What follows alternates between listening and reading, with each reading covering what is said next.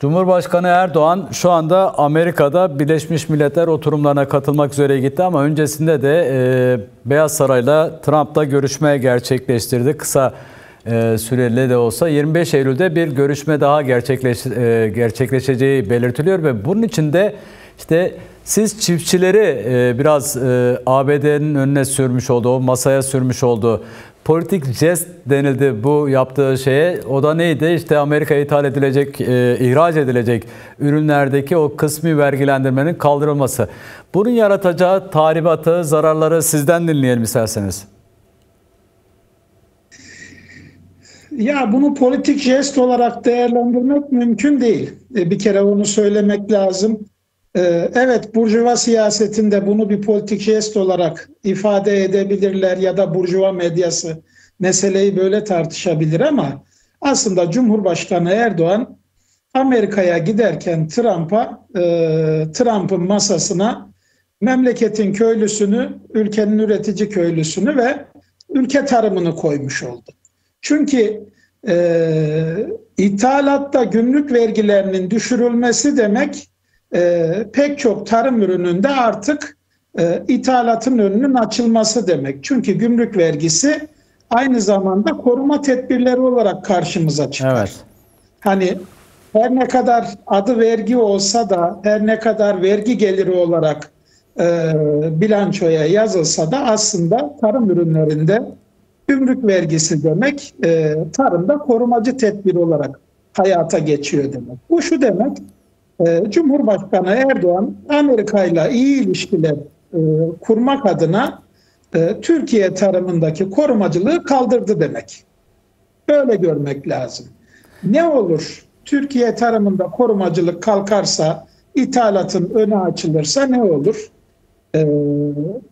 Amerika menşeili ya da Amerika üzerinden gelecek. Sadece Amerika'nın ürettiği ürünler değil. Evet. Bunu şöyle anlamak lazım. Almanya'da bir gram çay üretilmez ama Almanya aynı zamanda çay ihracatçısı bir ülkedir. Örneğin.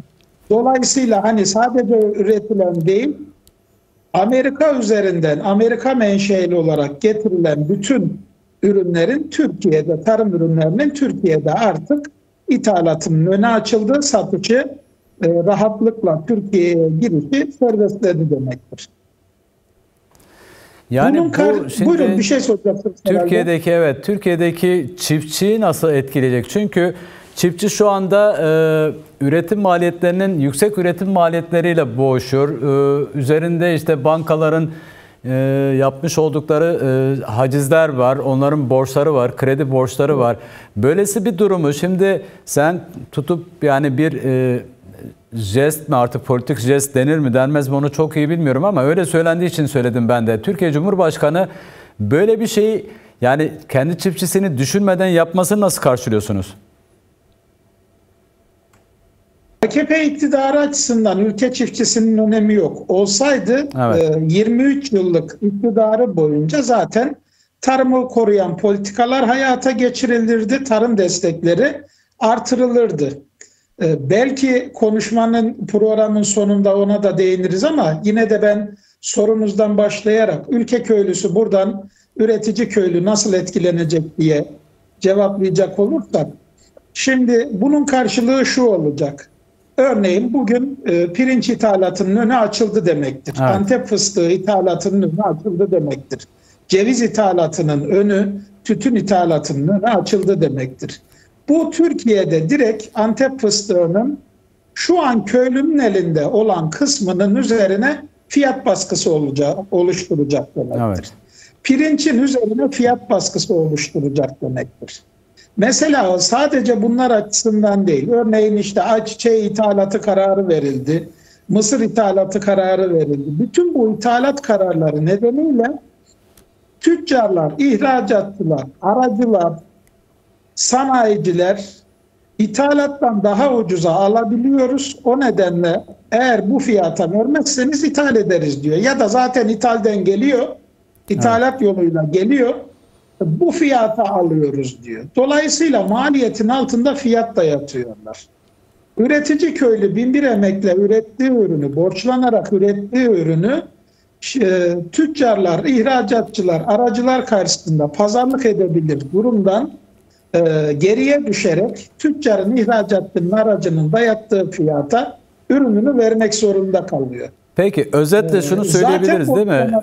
Özetleyecek olursak zaten bitme noktasına gelmiş olan tarımı tam bu şekilde bu bitiş sürecini hızlandırmış oluyor Türkiye Cumhurbaşkanı Erdoğan'ın verdiği bu karar. Peki gıda güvenliğine ilişkin etkilerini biraz değerlendirmenizi isteyeceğim.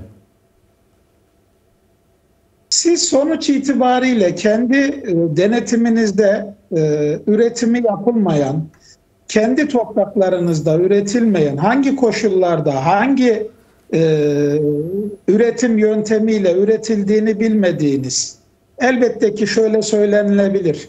Hani işte Amerika'da, Avrupa'da ya da ithal edilen ülkelerde gelişmiş tarım teknolojileri kullanılıyor denilebilir ama en nihayetinde biz aslında pek çok tarım ürününde, özellikle mısırda, pirinçte, örneğin daha başkaca tarım ürünlerinde aynı zamanda GDO'lu tarım ürünlerinin de şu veya bu şekliyle ithal edildiğini gördük. Örneğin mısır yemde kullanılmak üzere ithal ediyoruz deniliyor ama o artık hangi yere dağılıyor, ülkenin neresinde, nerelere ulaştırılıyor, o artık ülke içine girdikten sonra bir denetimi yok. O nedenle birinci sorunu, biz bu ürünlerin yeterince denetimden geçiyor mu, geçmiyor mu? Evet. Geçmiş ithalatlardan tecrübemiz, örneğin Hollanda'ya gidip hayvan ithalatının denetimini yapan kamu personelinin İngilizce bilmediğimiz için yeterince anlayamadık diyerek hastalıklı hayvanları ithal ettiklerini gördük. O nedenle hani bu açıdan bir problemi var. Bir diğer problemi de şu: gıda güvenliğinin asıl önemli olan kısmı gıda güvencesi olabilmesidir. Yani sizin kendinize yeteri kadar gıdaya ulaşabilme olanağınızın olması demek. Biz bunu sürekli ithalatla sağlamaya kalktığınızda bu tarım üretimine düşüş olarak yansıyacaktır. Çünkü ürettiği ürünü emeğinin karşılığını alacak derecede satamayan üretici köylüler başka ürünlere yönelse de bir süre sonra tarımdan vazgeçer hale geliyorlar. Tarımdan vazgeçen üretici köylüler tarımdan koparak büyük şehirlere işsizler ordusu arasına katılıyorlar. Şimdi bakın, Antep fıstığı ithalatına Antep'teki ziraat odaları tepki gösteriyor. Diyor ki geçen sene en pahalı satanımız 200 liraya sattık. Evet. Bizim elimizdeki Antep fıstığı bittikten sonra Antep fıstığı fiyatları 400 liraya çıktı. Örneğin. Şimdi kazanan başkası oluyor ve biz emeğimizin karşılığını alamadığımızda başka yerlere tarım işçisi olarak gitmek zorunda kalıyoruz diyor. Bunu 1 yıl tarım işçisi gider, 2 yıl tarım işçisi gider, 3 yıl, 5 yıl gider. Memlekette artık tarım işçiliğinin de pek çok sorunu var örneğin. Dolayısıyla bir süre sonra tarımdan ve tarım üretiminden koparak köyden büyük şehirlere göç etmek zorunda kalır. Bunun karşılığını da tarım üretiminin düşüşü olarak görürüz. Yeniden ithalata başvurduğunuzda bu da zaten bir kısır döngüdür. Karşılığında sürekli ithalata bağımlı hale gelirsiniz. Peki son olarak kısaca birkaç cümleyle de şu sorumu yanıtlamanızı isteyeceğim. Şimdi Türkiye Cumhurbaşkanı Erdoğan bugün işte daha doğrusu ABD'ye sunduğu bu vergide muafiyet şeklinde, gümrük vergisinde muafiyet şeklindeki artık ismine ne deniliyorsa.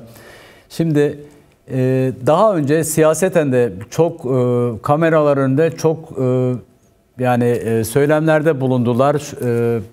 Halka böyle daha doğrusu halkı daha konsolide edebilmek için, kendi seçmenini konsolide edebilmek için birçok yalan söylediler ve birçoğu da açığa çıktı.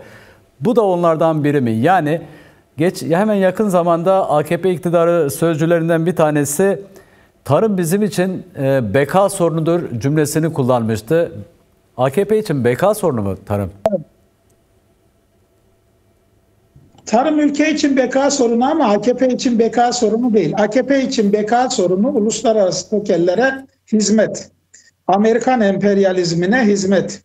AKP iktidarı açısından onlarla işbirliği dedikleri şey Amerika ile birlikte Orta Doğu'da ve dünyada yancılık yapabilme uygulamaları.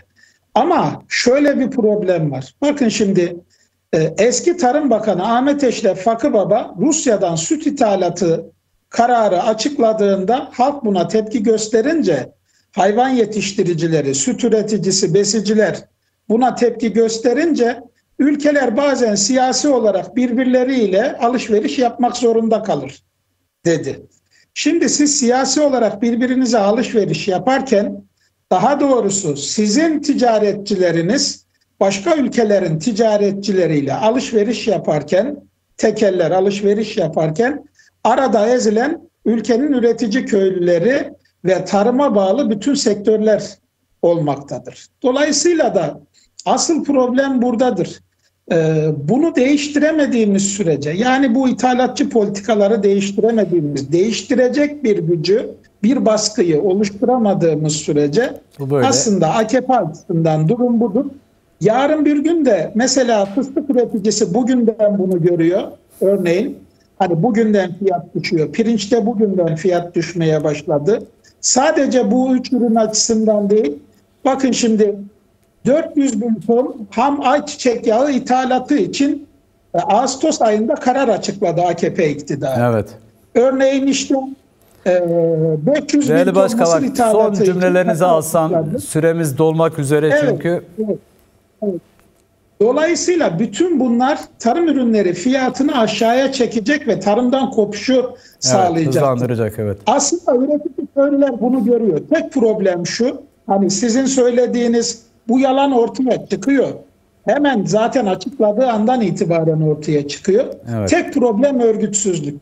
Üretici köylüler örgütlülüğünü geliştirebilseler zaten bu ithalat kararları ortaya çıktığında Avrupa'daki köylüler gibi gümrük kapılarını kapattıklarında, traktörlerle yolları işgal ettiklerinde aslında AKP'de geri adım atmak zorunda kalacak. Ama bu örgütlülük düzeyinde olmadığımız için bu duruma mecbur ya da bu duruma mağdur olarak kalıyoruz.